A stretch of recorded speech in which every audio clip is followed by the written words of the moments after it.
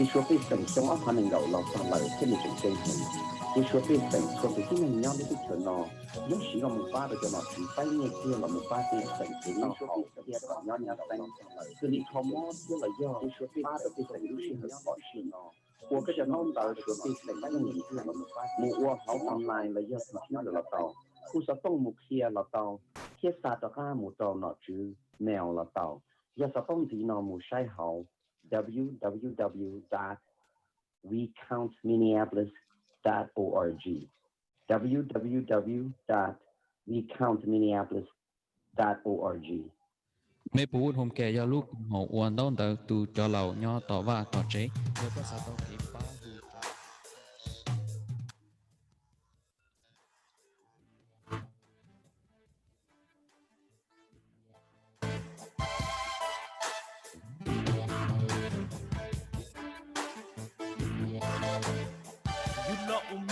tổ trung cho ta xin nè cụ bò cụ dơ nghe cụ gì họ cùng dơ con dừng chết tổ trung cho ta xin nè muốn nó xì lu hậu xì chê tu bự y tu tu lo lu tu đa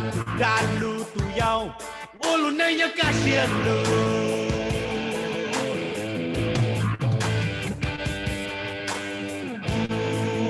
rồi sẽ hơi tiếc cú ya mong tai mong rồi chúa là cú chỉ cho từ trên tam ho là cú trên gió suốt ra suốt ya qua cú không buồn lo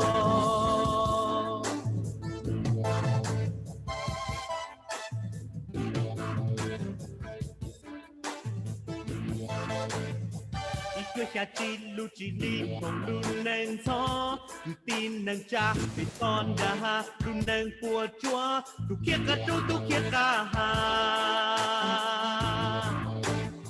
cho phụ tổ ca của châu pha còn lo và phó sẽ chia bao sẽ tua là đê tua thay tê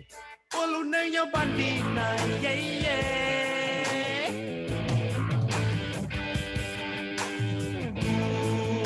rồi sẽ hơi tiếc cú ya mong tai mong rồi chúa là cú chỉ cho từ trên tam ho là cú trên gió suốt ra suốt ya qua cú không buồn lo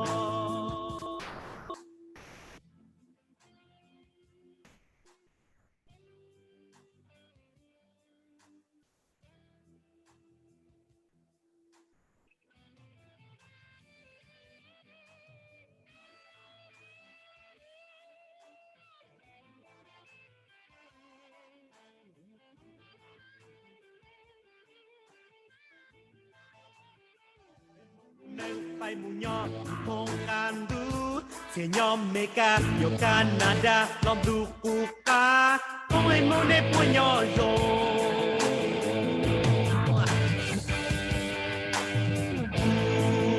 rồi sẽ hơi tiếc cú ya mong tai mong rồi chúa là cú chỉ cho từ trên tam ho là cú trên gió ra suốt ya qua khu không buồn lo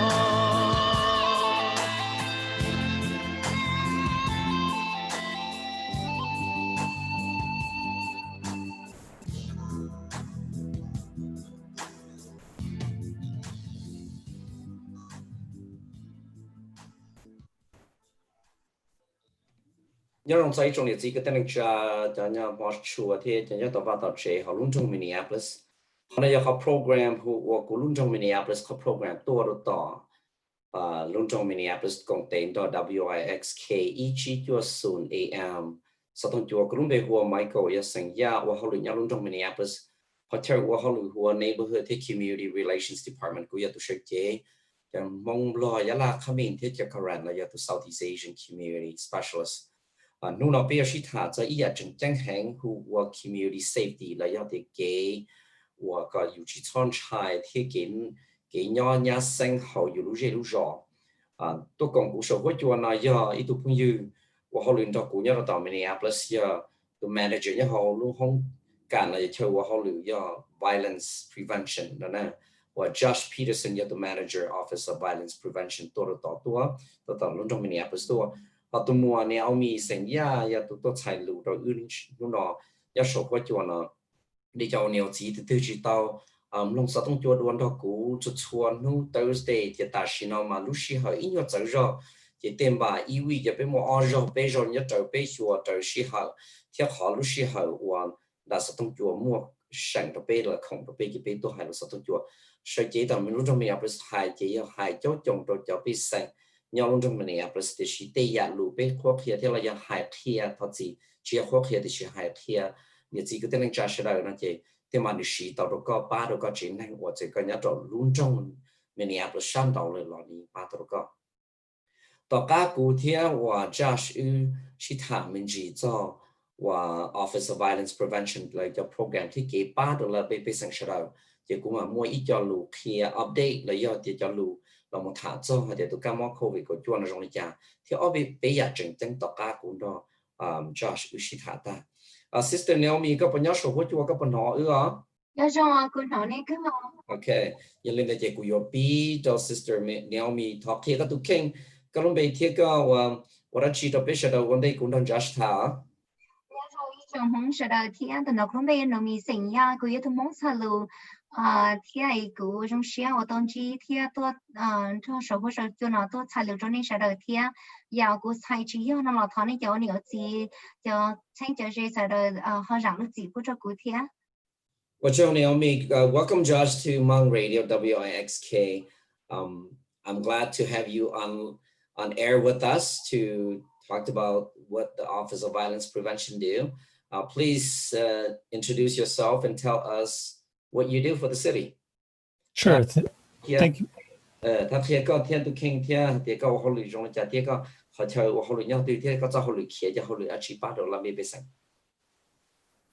Thank you for having me. I appreciate the opportunity to be here and speak with you today. So again, I'm Josh Peterson, and I'm the manager of the Office of Violence Prevention for the city of Minneapolis. And so the Office of Violence Prevention, really the goal is to build safe, healthy, and violence-free communities in the city. And the way we do that is we think about violence as a cycle, and we think about trying to work on breaking that cycle of violence at different points. So we think about ending violence before it happens, while it's happening, and then healing after it happens.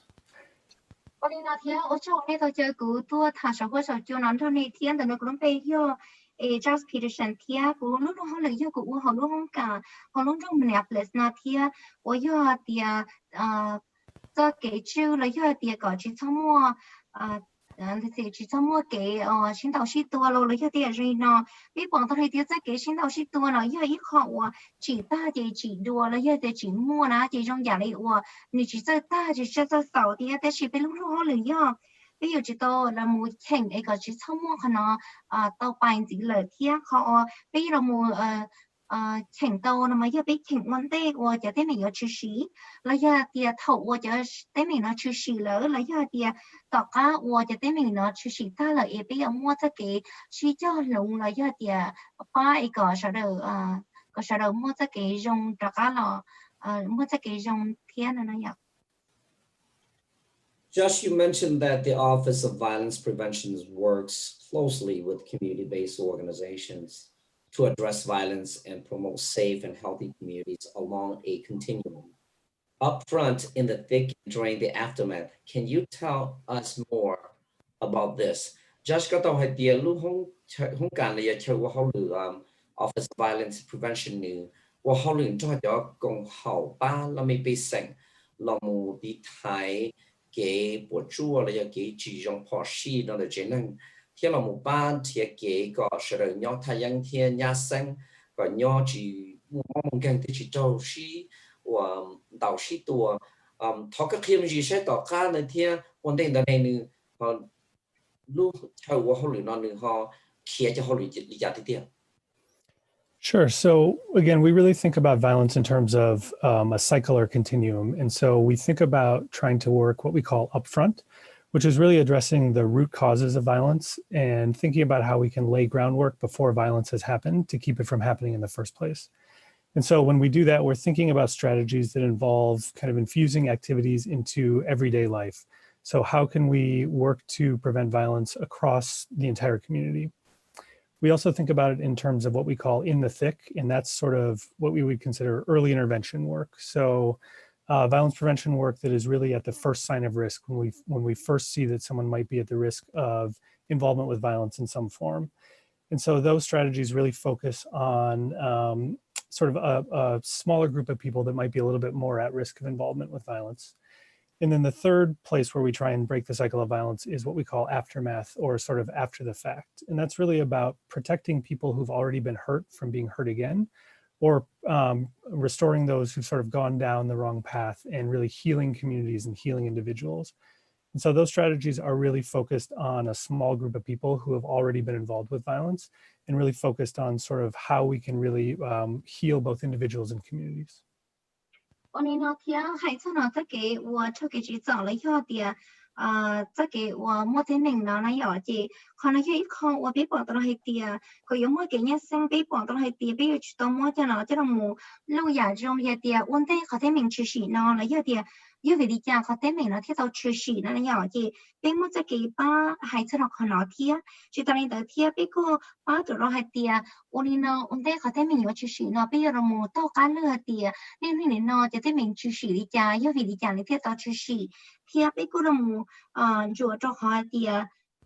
เขาได้เหมือนเดิมยิ่งมีลิจาเนี่ยเขาได้เหมือนที่เราชื่อชื่อที่เขาถอว่าจะได้เหมือนเราชื่อชื่อแล้วไปอยู่อุลิจาไปอยู่เจ้าลิจาไปอยู่ชื่อเจ้าลิจาก็มาจะเกี่ยงซึ่งเราเที่ย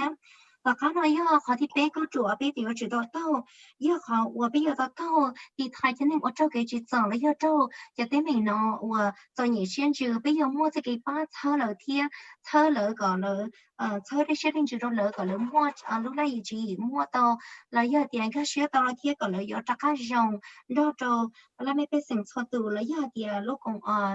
cho nên nhớ hồ luôn trong nó thiết thì bây giờ rồi nó giờ ý là của bé bỏ thì bé tông chùa thì bây giờ tàu ba hư rồi có mua cái xe cho dòng thiết mua cái nhà xanh rồi xong lại từ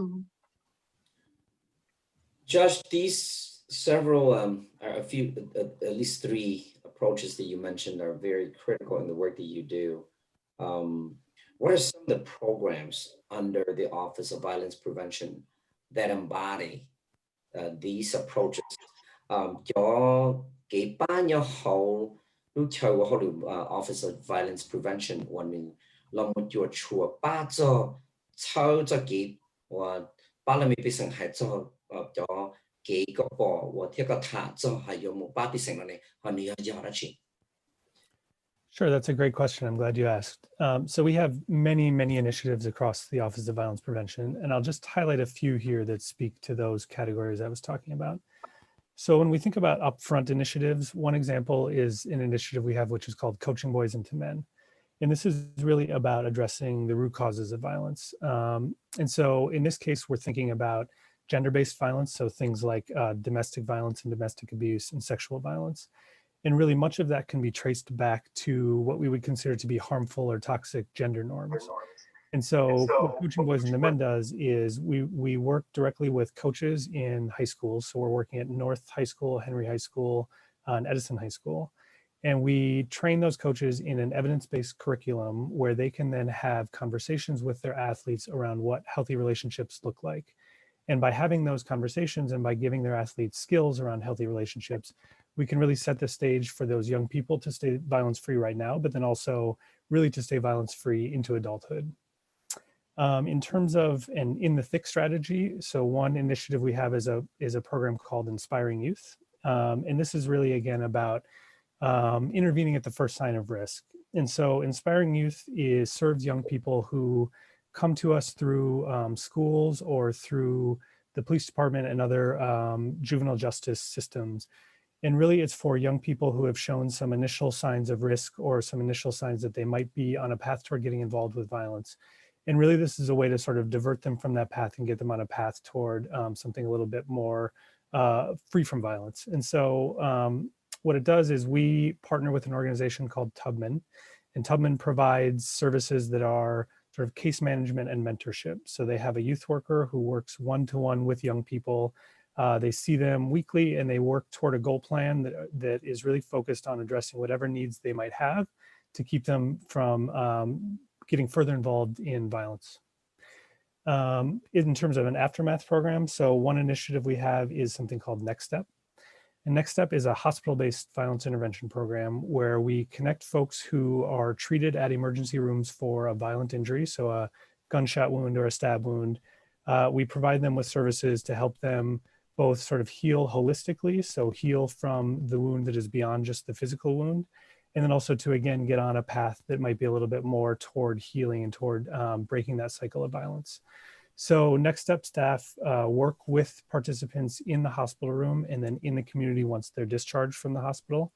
And they're working with participants around everything from job training and employment to finding a safe place to live,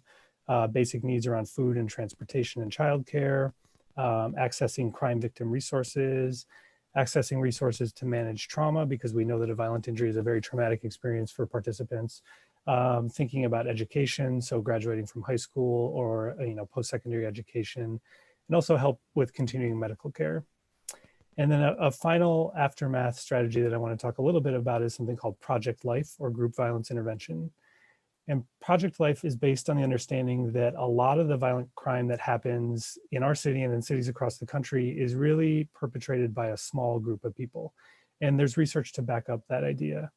And so what Project Life does is it relies on a partnership between law enforcement, social services, and what we call sort of a community moral voice group, or community members, to really stand together and address that violence that's coming forth from that small group of people, or that,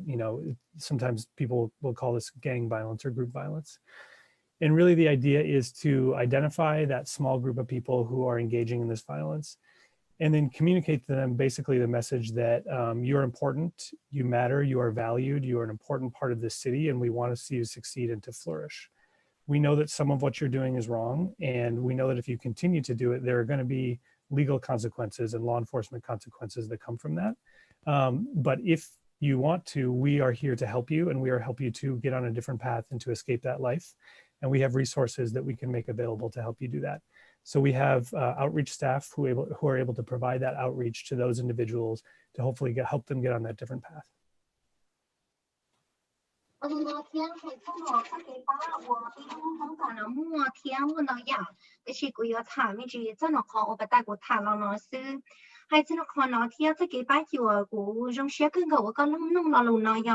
hay chứ còn nó theo yếu mua biết khó theo biết thả cho khó áp phần nó của bây giờ cháu kia cho tú nhiều tú rùa là một quầy tú nâng lầu lấy cho quầy ý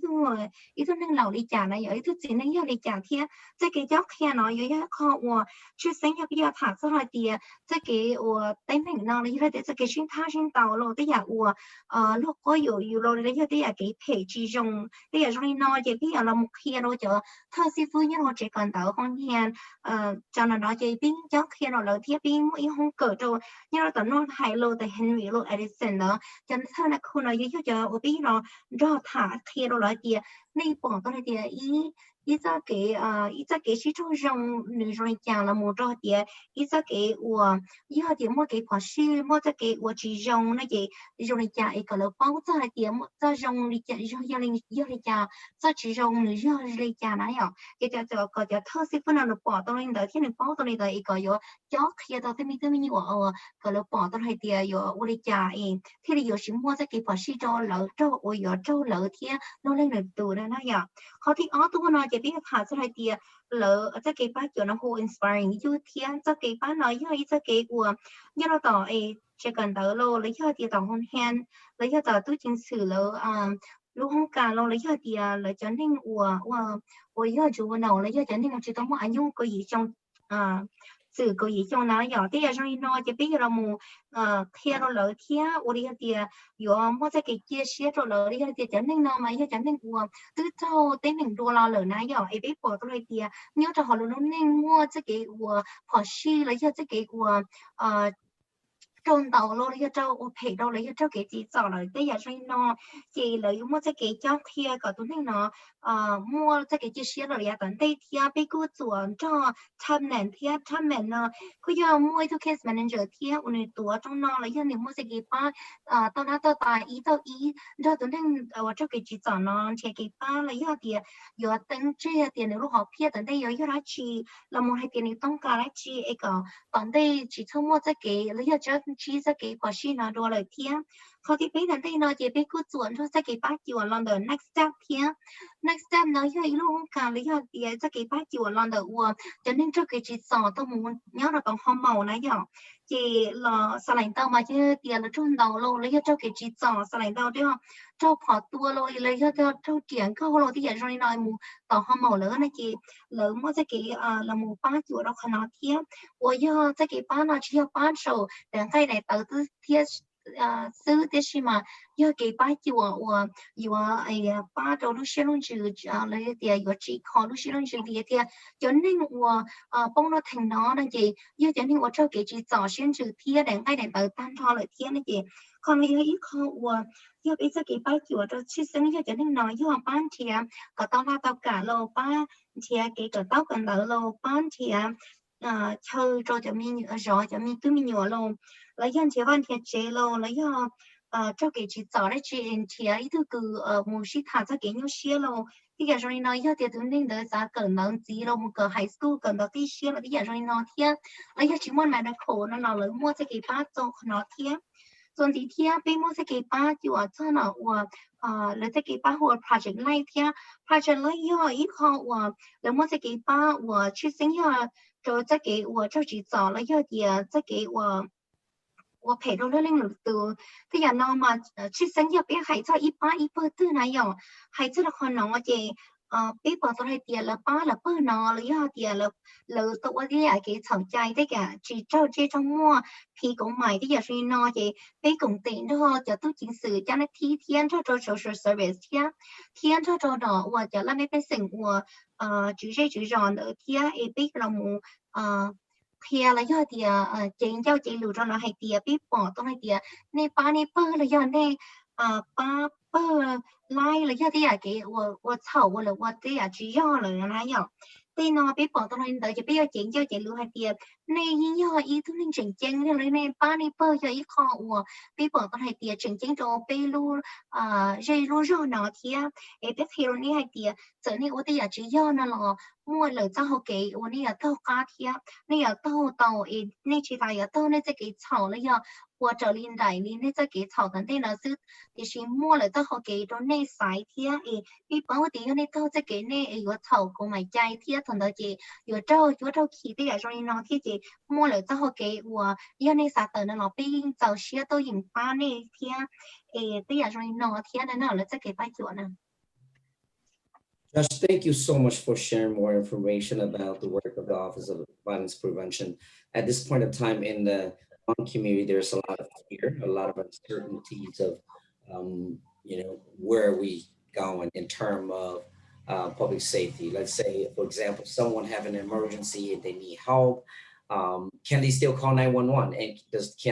the city still respond? Do they call 911 and ask for police? Will the police be there? These are some of the questions. What are some of your thoughts? 孩子的但是呢，好被种梦是的，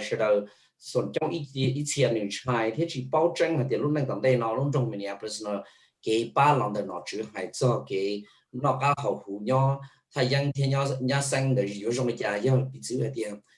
一ตัวนึงถึงมัวตั้งแต่เราจะโจทย์มันหายเราจะเดียวนี่หูจั่วสะท้อกับตำรวจเราจะเดียวห้องหมอตัวป้าเนาะนี่บริษัทลุ่มจงประจันทร์ศาสตร์อย่างนึงนะตัวป้าที่ตำรวจตัวที่ห้องหมอประสาทเช็คข้อมูลตัวทองนึงที่ Yeah, I think that's a really important question. I'm glad you asked it. The city has gone through a lot of really difficult things over the past couple of months, and I think it's really important for folks to understand that yes, you can still call 911. Anyone who sees a crime taking place or who needs help from firefighters or paramedics can still call 911. And so if you do call 911, what happens is that the dispatchers who answer the phone call will assign those calls to a first responder. And then those first responders will have some questions for you. And so if you do call, be prepared to answer some of the questions, which might be things like the location of the emergency. So you might be asked for the address. Be prepared to answer the phone number from which you're calling, the nature of the emergency, so what's going on, details about it, such as maybe a description of someone involved or a description of the environment you're in. If it's a fire, a description of the fire, the burning, the structure you're in, things like that. Being able to provide those answers is really important because it gives the dispatchers some help in understanding what kind of help needs to be sent your way. For some of the calls, you might be contacted back by phone instead of having a squad car respond right away. And that's just based on how calls are prioritized. And that's really based on the severity of whatever situation is happening. And also, I think another important thing to note is that if you need to speak to someone in a different language, when you call 911, tell the person that you need to speak in a different language and they can bring an interpreter on the line to help.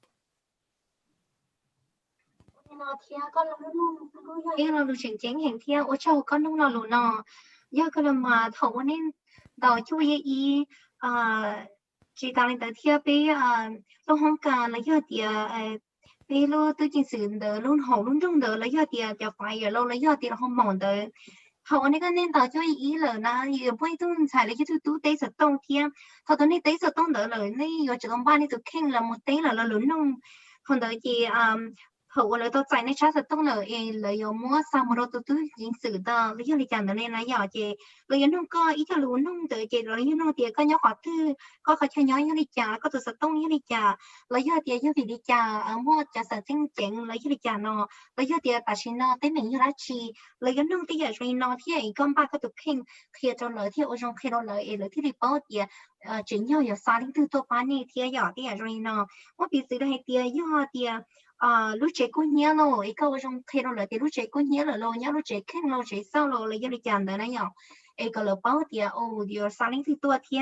họ sinh chén trai cho bây thì đi bao tiền tao lấy bên nông giờ luôn nông nào là bây thì đi bao tiền giờ xa đến từ tôi bán cả tao này thì nhở họ giờ tiền có sản xuất nó chỉ chén là chỉ lợi dụng của giờ đại家thì tao này đại家khu tổ chức tông nó này mua rồi lợi dụng đại家khu tao cá thế chứ tới mình đi chả đâu đi chả lại thì còn nói cái kho bây giờ luôn tiền kho tới mình chén lấy giờ tiền kho tới mình mua chỉ chén như rồi chả thì bây giờ nó luôn thì giờ thì nênต้องการทั้งmuốn nênต้องการที่ใช้รู้แล้วนี่จะให้แล้วhọรู้nữa là thằng này húเราช่วยýตัวนะchỉ nàyให้เราเลยthì nên sao ต้องการ họ lục tưนะchỉ là mà đi muốn chia từใช้รู้ตัวใช้รู้chỗ này thế này này ạ. Josh, we have heard that there's a proposal to eliminate the police department from the city's charter. What's that all about? Based on nó đầu cho lưu cho tờ hay tiền, nếu mua ít cho chỉ chia giờ là mua lưu chờ và hậu lưu và giờ tôi chẳng xử và hậu lưu giờ luôn trong Mpls cho tờ họ luôn trong cho cái trái nó họ cho lưu nó giờ nó chỉ tiền họ có khiêm gì sao? Sure. So a little bit of background first. The city of Minneapolis is what's called a charter city. And so what that means basically is that there's a charter or a document that has all of sort of the rules and the laws specific to the city. So basically it's a document that defines the powers and the authority of the city. And there are two ways to change the city's charter. So one of those ways is a unanimous vote by all of the 13 council members and the mayor. The other way to change the charter is through a ballot question. So you can put something on the ballot and then eligible voters in Minneapolis can decide on that. So as far as the specific question about this, there's a proposal right now for a change based on a ballot question. And currently the way the city charter is set up is that it requires a police department in the city. And the city council recently approved a proposed change to the city charter that would remove the requirement to have a police department as one of the required departments in the city. And the proposal says that in its place, there would be a new department of community safety and violence prevention. So this proposal is on the table, but there are still a number of steps that have to take place before it can even become a ballot question. And the step that it's at right now is that the proposal is being reviewed by something called the Charter Commission.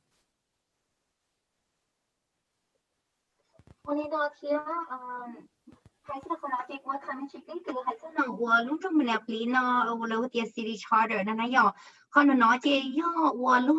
muốn tới chân trái hay tiền là lúc muốn cho trái trả nhớ hoàn tông tới lời thiệt còn nó chỉ nhớ nó đèn tông tới đây kia có hay tiền lúc trong nó muốn cho trái đi trả là nó nhỏ chỉ nhớ còn nó chỉ nếu thà cho hay tiền lúc muốn cho học kế và lồng cho trái nó tao đi trả nó ít con tới chỉ do tiền trước khi em bé thì lấy thứ từ sai để xem mà lấy cho nên nhiều con bà lấy thì cho nên nhiều sai hay thì nhiều mua trái cây nó lấy chỉ mua trái cây nó chỉ có chỉ ta khi em bé thì để chỉ nhiều con nó nữa bé thứ năm bé sinh của nó sai từ chỉ cho một cho là bé thứ bé thứ city council nó dùng cho từ tuổi thơ sẽ chỉ họ luôn trong nó dùng họ thì ởตัวnày chỉ đi mua là lùi lấy cho tiền lúc chỉ gì钱tới cho một tròn họ đem bà xứ ấy cho nó mấy bé sinh họ luôn trong là mà liên bom bà hay tiền là bỏ rong hoặc chỉ bỏ rong nó sẽ chạy chỉ钱nó xứ nó nhỏ thì bây giờ mình nói thiệt và xin nói kia là chỉ là mua ít kho cho họ bà lại thiệt hoặc là có mua hay tiền tôi chính sử nhau luôn trong mình là vì nó cái xe là của bỏ rong lấy cho chỉ bỏ rong hay thế nào họ và vừa mua lấy cho tiền lấy cho tiền vừa chỉ mua mua cho 我好了的个地台个什么给现到是多是了有么举着可能天的可能那么这样么能到也够做的对呢我有主动超我对我了有么找了么找到人吧我那没被谁有塞这可能天也可能你天你只真的好超的那被到卡里呢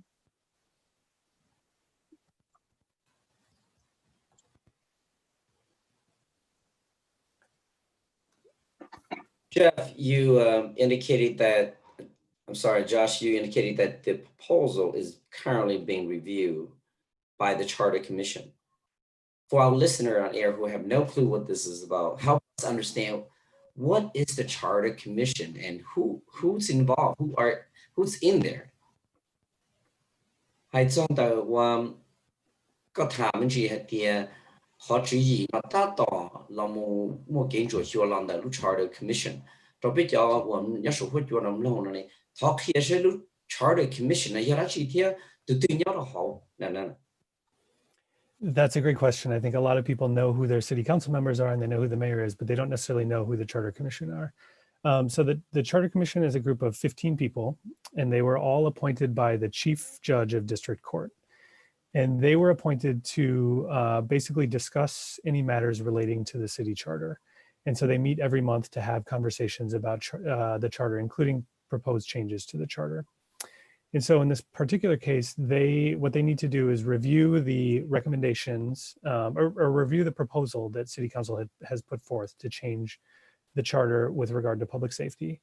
And then they need to submit a recommendation on that proposed amendment back to the City Council before the City Council can move forward with the process. And there are really sort of 4 ways that can go. So the first thing is that the Charter Commission can support the proposed charter amendment that the City Council has provided and recommend that the council put it on the ballot for voters to decide in the fall. The second way is that the commission can reject the proposed charter amendment and recommend that it not be put on the ballot. The third way is that the commission can also offer sort of a substitute proposal, essentially, so an alternative to what the city council has proposed, and then that could be put on the ballot in the fall. The fourth potential way that this could go is that the commission could choose to make no recommendation at all in time for a deadline that's coming up in August, and that would effectively end the council's attempts to get this on the ballot for voters this year.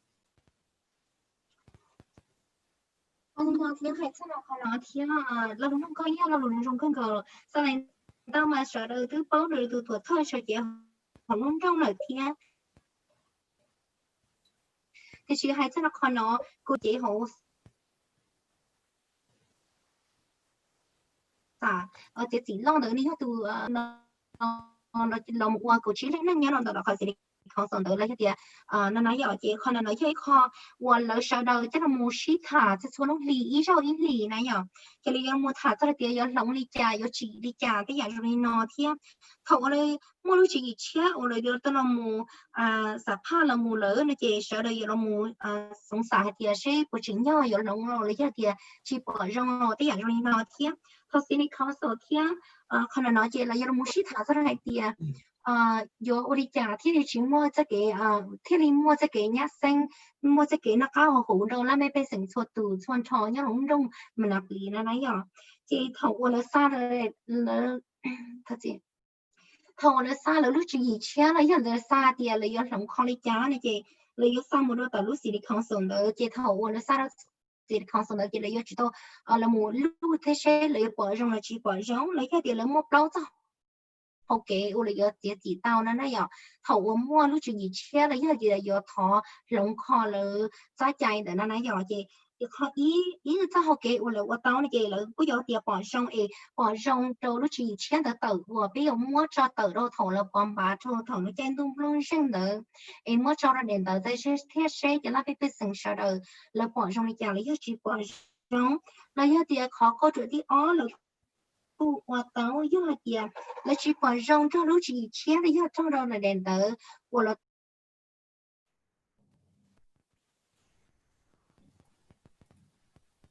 Only chỉ nói từ sister Naomi thảo là maybe new lu sát động的một thời gian đó, tôi tao một. Các nói là sister Naomi. Hello, nè con học cô. Sát động trong này that off the on and new statics mình chỉ là. Okay, mình để theo thật thì mình tới rồi connection cho rằng theo ta chỉ nói đi con học của theo của mà lý mà hay. Nói rằng là. Okay.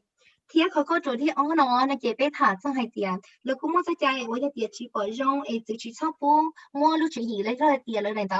จีคอแล้วยังอยู่หลงเชี่ยเลยจีตายยังมั่วจอดองอะไรบ้าซึ่งจนได้อยู่หมู่สายแล้วยังปองบ้าจะรู้ใจต้องรู้ซึ่งเลยเทียเขาที่ไปcho ấy là mấy cho我是的康生了，cũng mua在ให้เตียbỏ trong lên tới thía bỏ trong lên lỡ lúc chỉ là thía ấy cho chạy rồi lỡ mua cho rồi để bán sinh nhớ đâu thầu là do một con bà cho thằng luôn chạy luôn đồng rừngเขาที่เปล่าเนาะนะเจเลยจิตาเต้ลีเลยจิตายอปอรงเลยจิปอรงเลยจิตาเคลียลีเอเท่ารู้ใจรู้ยังว่าตาการรู้เจอเท่ารู้ยิงลิ้นดูเนาะเลยนะเจจิตามั่วจอเราของคนแต่ปาเซงเลยกูเตานะเนาะเจเลยกูมั่วใจจอลินอนั่นน่ะ Josh, this whole process sounds very foreign, complicated, confusing, lengthy. I'm not sure if people understand it. So after the Charter Commission makes its decision, what then? You know, and so please help us understand. 还在好 process 啦，还在好给我有错，还在有这几些年的 Charter Commission 啊，你能到这种你有些的，你有好到种的，我哋到干我录 Charter Commission 那你这几些了呢，你好够做的对象中的讲。Yeah, so the process definitely can seem a little bit long and a little bit abstract, but hopefully I can help clear it up a little bit. So after the Charter Commission makes a recommendation, then the City Council will get a decision back from the Charter Commission and then needs to vote on what, if anything, ends up going on the ballot. And that's, again, assuming that the City Council does get a recommendation back from the Charter Commission. And so I think it's important to note that while the Charter Commission can make recommendations, it can't actually put charter change proposals on the ballot. That's really still the responsibility of City Council. So once the Charter Commission makes a recommendation to Council, Council then gets to decide what to do with that recommendation and whether to move forward with it and how to move forward with it.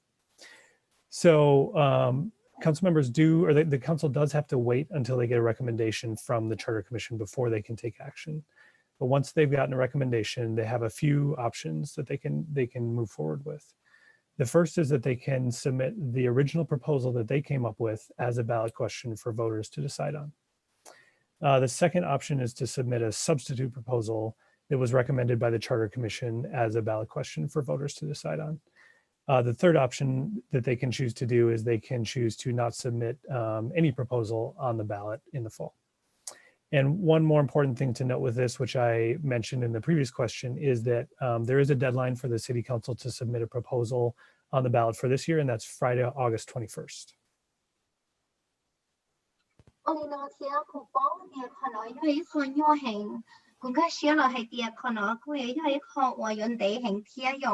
địa chỉ cũ họ đã có ở trong thả đồ thia hay chứ nó còn nó thia bây giờ thả cho là the city commissioner là giờ the charter commissioner thế là rồi nó vấn đề là bom bà nó giờ thì còn nó mà nếu cũng giờ to cho city council giờ chỉ to city cho charter nó là chỉ ta là giờ là bỏ trong đi chả ta là mà nó xa tua đâu the city council mà là mà đi chỉ chia hay địa là有位置等待那来有còn nữa mà muốn biết là hay địa giờ hay địa trên nó là chỉ nó là té là chỉ đi ôm một số máy chỉ tao đi chỉ tao nó là té tua ta là thế sẽ là有保障的有屋里家当个做等待呢嘛ที่里包的有屋里家เรา有比里家的所以呢我比起来的但是呢就 commissioner 嘛了也知道到这个 city council city charter 的有自己些屋里家嘛我嘛了ที่里有包的有屋里家有的头了té多了呢这现在的 city council 呢，如果我在家里的有屋里家等待呢，那要可以边摸边做好给要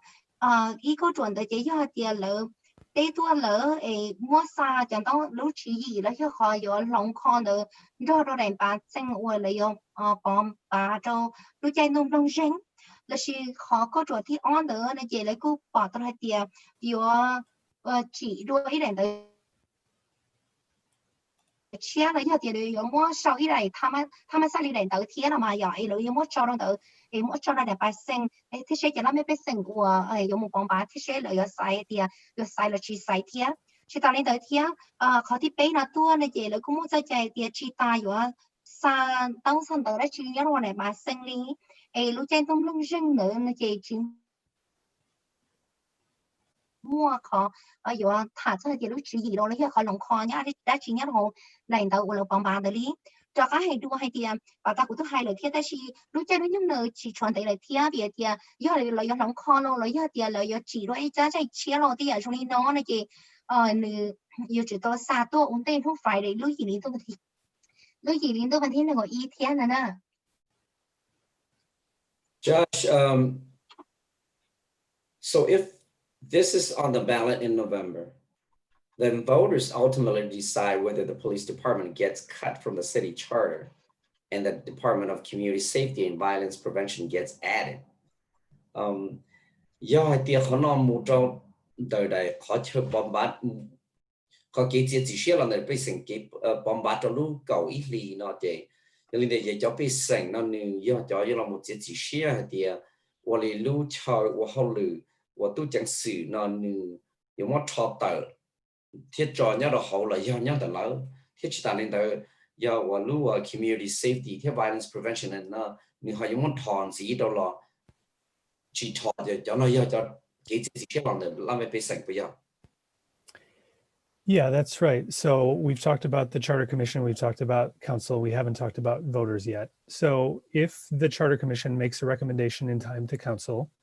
and if council ultimately decides to put a question on the ballot after that, then it'll be up to voters to decide whether they want to make this change to the charter and to remove the police department as a required city department and to replace it with a Department of Community Safety and Violence Prevention. So if a majority of votes for the charter change, if a majority of the votes in the city are for a charter change, then that change would take effect next year, May 1st of 2021. If the majority of votes are not for this change, then there would be no change to the charter and there would be no change to whether the police department is a required department within the city charter. And I think one important thing to realize here is that this proposed charter change is really only one part of a bigger conversation that's happening around changes to how communities are policed and to how public safety looks in the city. So this charter amendment is an important part of the conversation. But this is just sort of, this change in framework is really just sort of one piece of a bigger conversation around what changes to public safety might look like.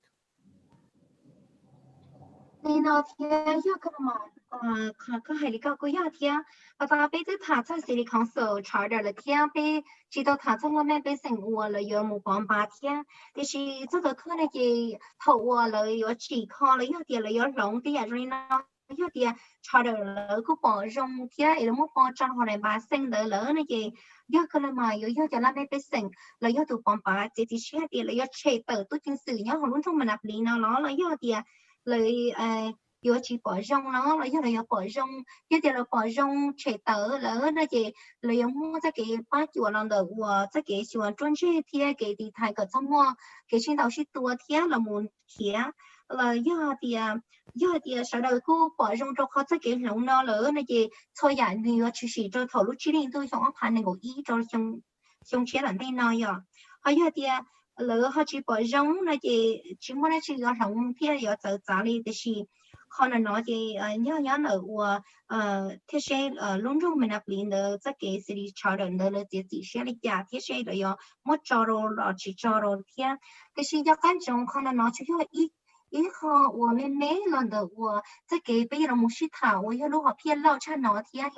因一họ cái我就那么做的一họ我老cha nói thế我bây giờ thả出来的cái nó cao hơn một cái nhà sinh ra bên này cũng sẽ chơi từ từ như là nói thì cái do sai hay là thao lỡ tờ đấy chứ giờ giờ cái gì vậy tụi mua mẹ nấu mì chín nó có lỡ nhớ họ luôn trong là nhớ họ khai trả để nó bom bà lấy thì giờ cho tôi chính sự nó tự họ luôn trong mình Josh, where's Mayor Jacob Fry in all of this? Does Mayor Jacob Fry have a part in this process? No, so giờ ít cho cái câu chuyện này hay cho tôi trong người này tôi chú rõ nhớ rồi đó trong Minneapolis tôi chú trọng Jacob Fry này nếu họ mua cái chuột lý gia trong the whole process là cái gì xét nó thế. Yeah, good question. We've talked a lot about city council. We haven't really talked about Mayor Fry yet. Mayor Fry definitely has a big part in all of this. The mayor has been active in a lot of the conversations around what reforms might look like. And with regards specifically to this ballot question and the charter amendment, it would be an active council, and every active city council has to either be approved or vetoed by the mayor. And that's another part of something that's required by the charter. So a decision to put a ballot question to voters has to be approved ultimately by Mayor Fry.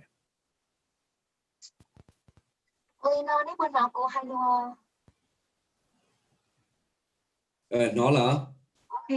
thì hay sẽ nó còn nó thì Mayor Fry là tôi cho mình nó hay sẽ nó còn nó nếu có yêu tôi chỉ thì này yêu tôi lo như nó tôi cái chỉ nó hay sẽ nó còn nó nữa yêu tôi bỏ rong là yêu chỉ bỏ rong như nó thì cái chỉ nó thì yêu thì thế sẽ yêu bỏ rong hay thì cho rồi là bên sinh lỡ bỏ bả trong nó là yêu thì chỉ cho thì yêu khó lo như nó đỡ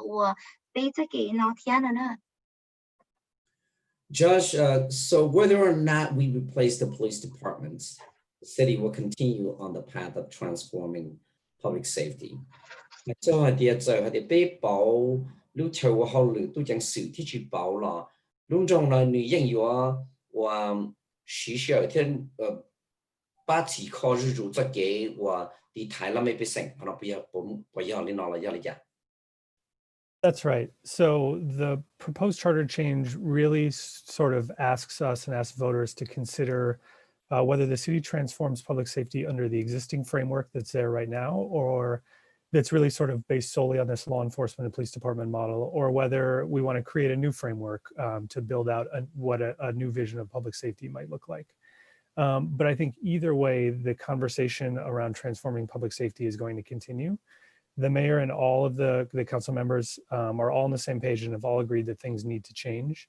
And so I think the question really right now that they're all kind of grappling with is, how do we do that? How do we go about that change? And what does it look like? And the city also is working with a number of work groups and getting feedback from the community, and is going to continue to get feedback from the community over the next significant period of time, really to look at possible solutions, both under the current framework as well as under what a new framework might look like, focused on community safety and violence prevention, and potentially even thinking about what a new department might be able to offer in terms of adding additional programs like those that we offer currently in the Office of Violence Prevention.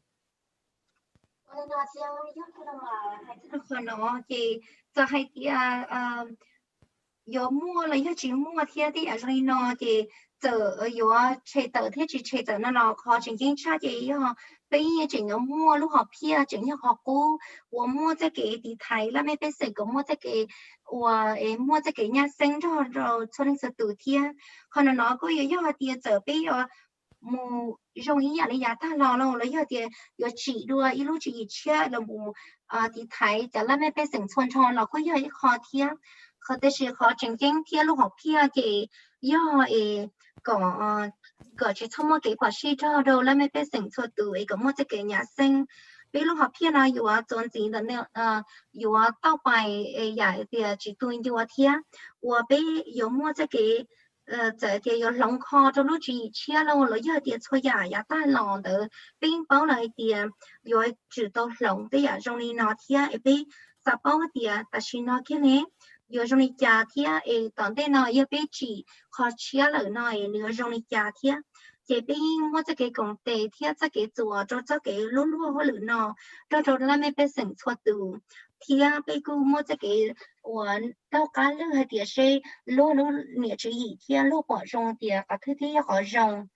贴被顾了木生啥还点，路只一天呢，诶有了木这个人生贴的太做能错度，有用一家了木做的但是呢，kia bây giờ chỉ贴龙贴可里家，诶贴木这个太阳贴。所以呢，就要帮助啲路学票俾到嘛这啲，有么这个我人生出来没变成错度天，可是从么个先到是多了一点，么这个我用到路来没变成错度，要弄中呢。Just if the charter change happens, what would a new Department of Community Safety and Violence Prevention look like? Would it still have police officer? Your idea hutch a charter change nó là như thâu lòng mù này nó mới bị sinh bom bán thì nhiều họ nó đua nè lu không can và không lu chia là lu chơi và không lu chia của community safety theo violence prevention nó như giống như như bộ trưởng mà tu chẳng sự tu ba là mới bị sinh theo.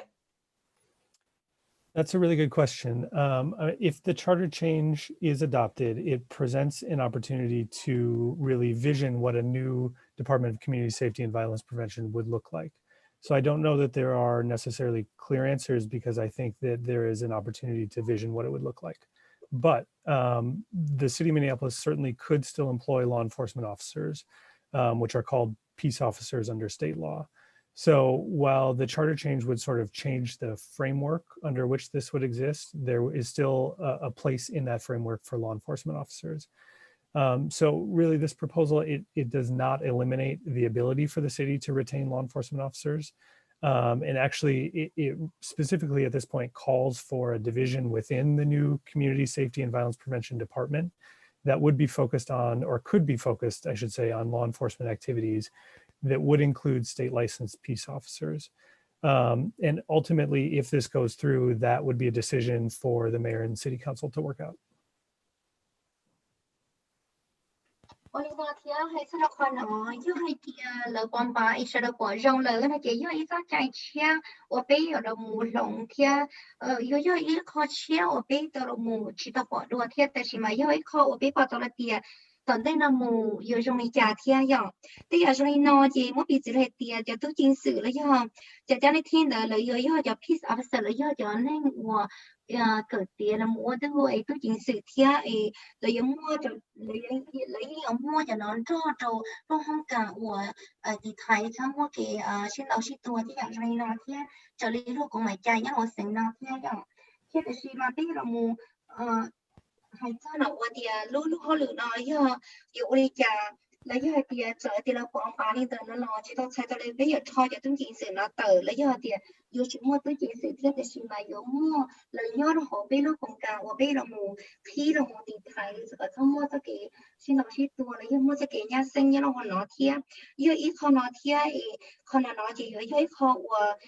từ chứng mình chỉ nó có là từ sister Naomi chỉ nó có là Kia cho City Council là mùng sáng là chỉ thảo rất là kia. Kia cho City Council.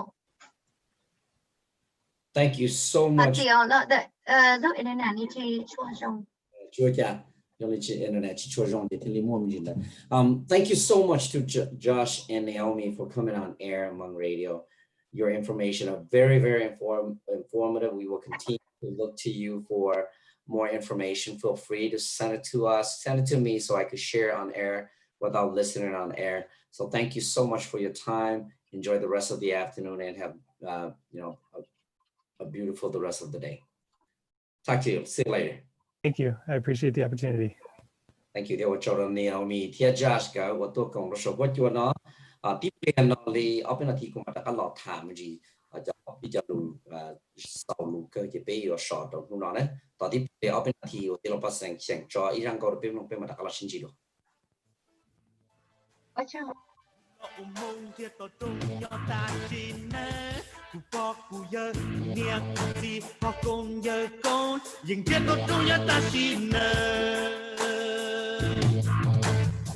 When I see lu, how she take itu, tu lo lu tu da lu tu yao, ô lu này ya cả xiên lu.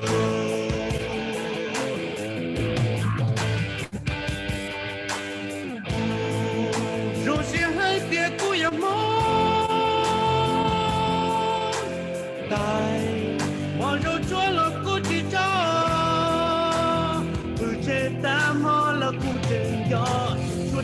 Chúa gia qua khu không buồn lo.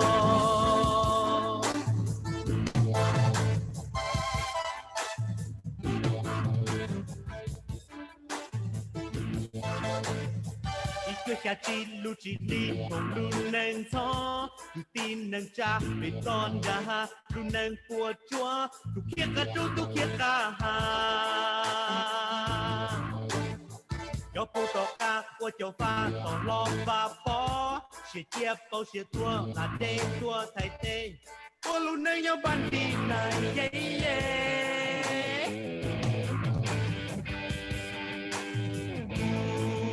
rồi sẽ hai tia của ya mò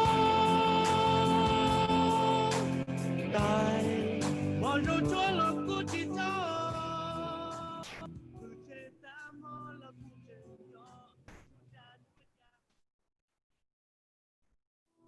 Sau đó những bao thì lúc chơi nhung nọ này giờ lúc chơi nhung và bông đã có là một chỗ sông nọ giờ sông sủa bị sành là giờ để census xuất số sông cầu sông tư giờ lúc tới khi mình cả nó mua sủa bị sành ý giờ hay tiệt có chỉ tàu và cái đại tàu là giờ phiếu cái đại form census là giờ sủa bị sành thọ có muốn xa đã cả một vì thế nên chẳng hạn họ có xa đã cả một kia thì có lúc chiến năng là có chiến năng là nếu mua bị chưa lăng nhớ là hỗ trợ thì chỉ là sẵn sàng mình cả chỉ tao quân mình cả chỉ tao đông đảo mình cả sẵn sàng mình cả bên hai chỉ citizen lo chủ lý giả chủ các kia thì có chiến năng mua bị chưa lăng xí nữa họ cho nó này vừa chuột đâu cái nó chữ sai vừa mua cho sở kế rồi vừa luôn trong là vừa luôn sáng đầu là chơi chỉ nhất là cho sáng đấy thì một năng chơi thì năng đầu năng trong này chỉ ta lên đầu nhớ li ở gì $1 billion là giờ billion nhẹ nhớ đâu và cho nó chữ lo cho federal funding nè cho nhẹ là những một file là một trời hay tiền luôn sáng tiền luôn trong tiền một trong năng chơi này chỉ giờ thì có chỉ và cái form này có năng chơi thì có tàu nhẹ nó là một 35%เขาว่าเขาเจ๊เขาเกี่ยโลเขาว่าตู้จังสื่อโลเขาว่าได้ชอบก็จะเช่โลได้อย่างน้อยที่ก็อยู่ป้องกันได้นะอีตัวหนังสืออย่างที่ก็chỉ trong sửa làอย่างก็chỉ sửaก็ตัวเข่งอีช่วงเนาะเกี่ยโลเป็นtrongเป็นอะไรสิอย่างที่ก็chỉ sửaก็ตัวเข่งเจ้ตัวอยู่ป้องตัวเงี้ยเลยอ้อพายีปวดละตัวอีช่วงตัวเราจะเงี้ยเราตลอดทั้งวันรอเนาะkhi là tao nói thế chúng ta lên tao kia tiền sẽ là bao nhiêu ta sẽ là xong đó do xong election year là do election season giờ xong sẽ là bomb đầu tiên là early voting là giờ thì có một bomb one day là bị lú tỷ cầu ý lú gì lì là nhớ là họ state primary election thì bị là nó hiện tại đó này vì tiếng một tổ chức mà covid của chúa nó luôn trong thì luôn trong Minneapolis thì họ luôn cho Center for Disease Control Prevention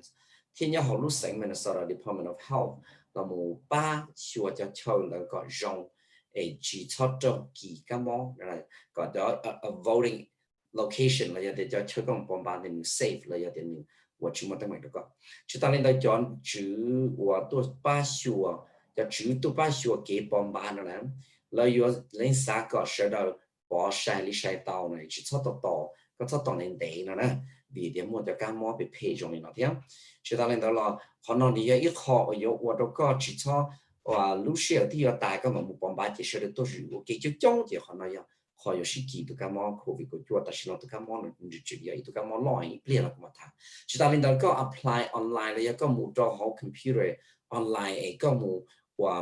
apply cái đại ballot to vote nè là giờ thì có đại ba thì có yêu bomb ba này cái có xa ra cả hồ miêu sẽ lên tàu ya nhớ là tàu lúc trong Minneapolis có một trò vote là vote.minneapolis.mn.gov nó là giờ có một trò hậu chỉ có khi tàu đại ballot là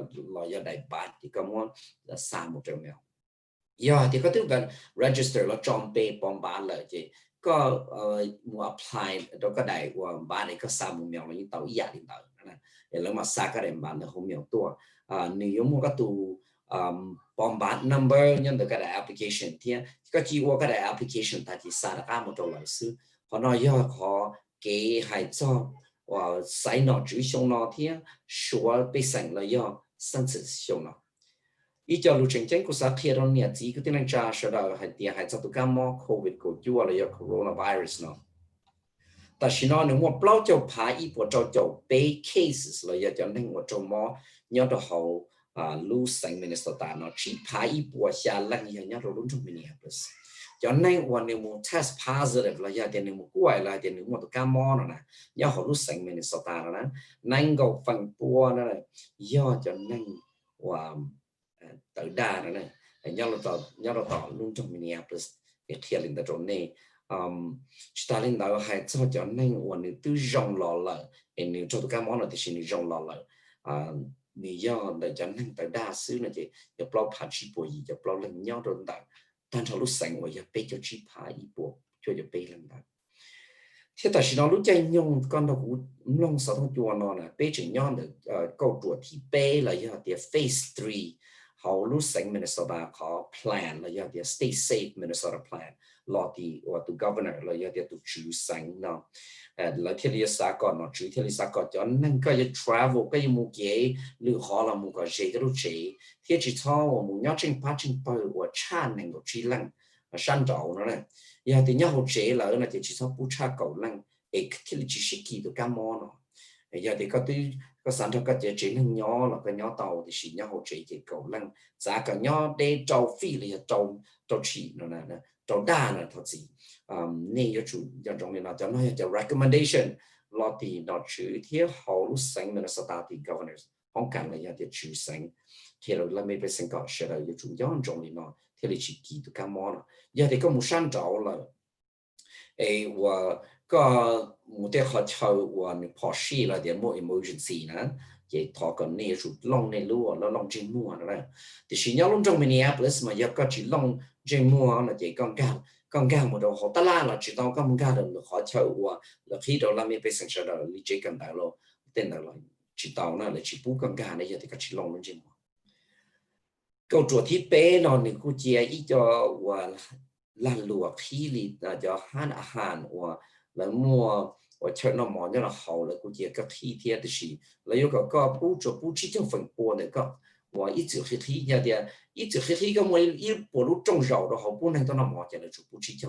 cho lúc trong là sự này có nên chọn trong mình thôi và tại cái thà thì giờ nên muốn nhớ là hậu cái giờ chỉ muốn nhớ trên ba là giờ nhớ sa hậu lại chỉ nhớ sa nội rộng là chỉ là chủ bố cầu lăng sự là cầu lăng thì chỉ ta lên đó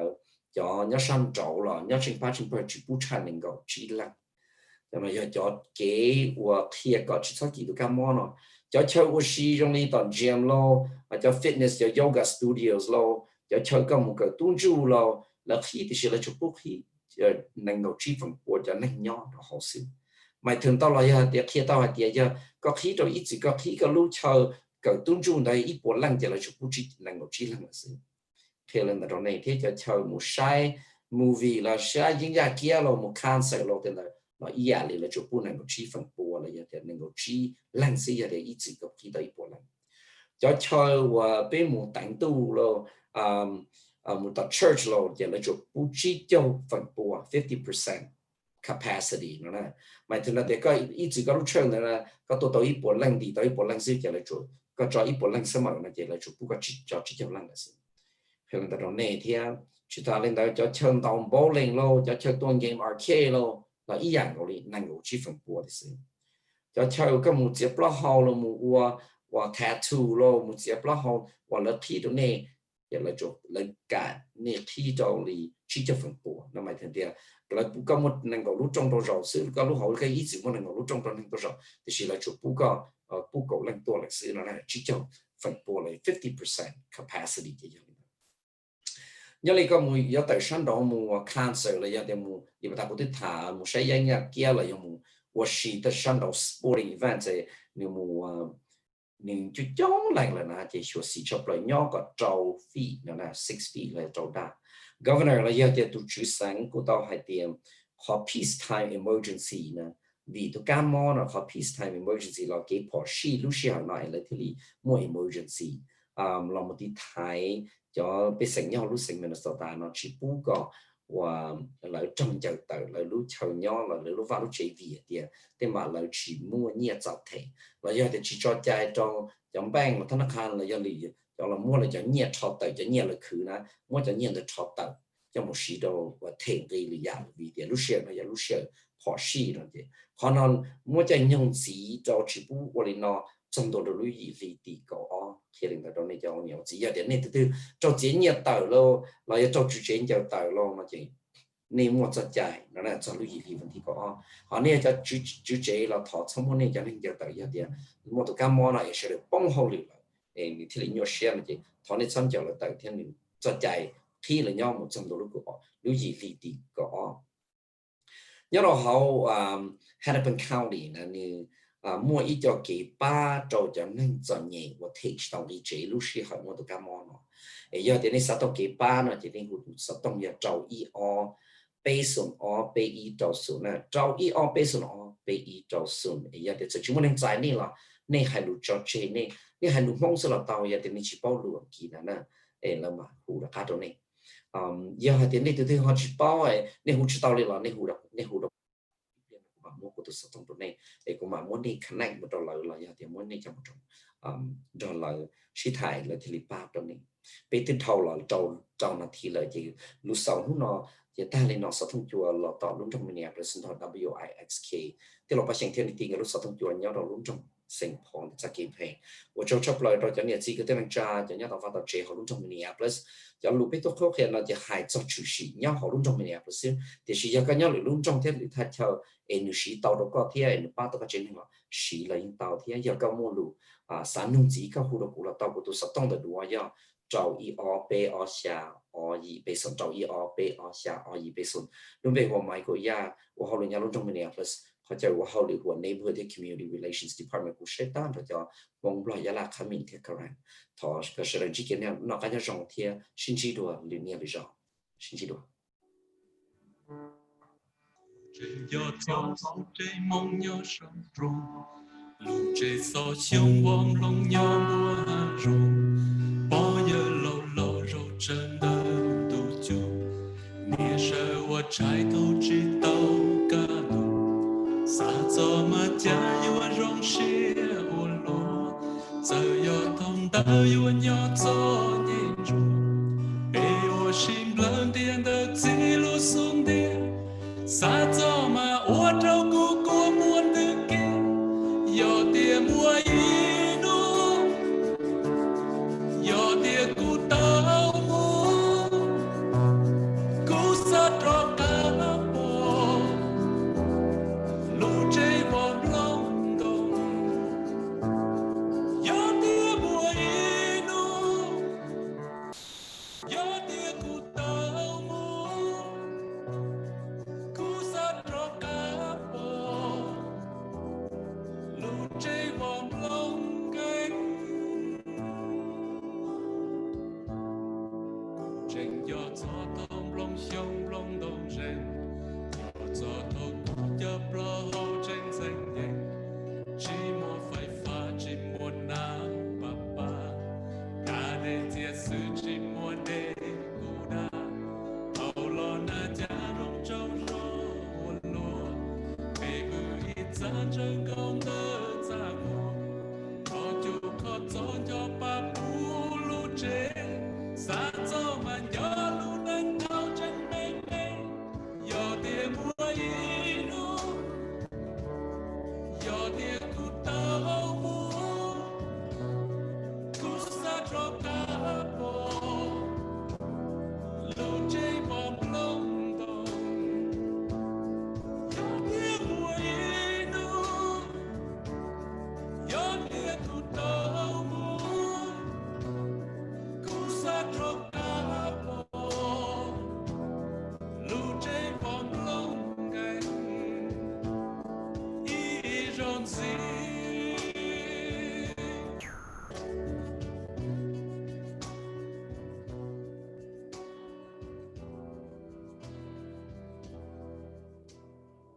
luôn trong Minneapolis mua chùa sai cho chạy chia hay cho thầu có mò lời mua chỉ tao họ lời này họ rong đi chả xuất xuất tụ tin này họ lời trò luôn trong Minneapolis và ít chữ chỉ tao chỉ họ thể mua sò thầu mò để rồi vừa mua chạy rồi nó thể đó có một sò tụ kinh là do chế năng hay cho mò xiên chữ là do tiếng ai đại tờ cho nên我做给做嘢，浪得做给我日子了要真能，叫我做过月我得我播，贴做你上做，时到时候提木上切给吧，cho nên 我好留时到时候提木上把些学真能，有时候这กัน到了要去让mình nhọ做个，vì mua cái工作我请知道，xử lý都会做配。giờ sắp bao giờ khu một trâu PEE là do một sách hiệu sầu hỗ chuẩn đã sicktimeinfo.minneapolismn.gov giờ thì cho nên ở hậu lử nó cả hậu khu lợi chế cái là lụa kia rồng chỉ cho gì do hiệu nhau cả xe khó so sự nó do sát tua lòng tờ luôn trong Minneapolis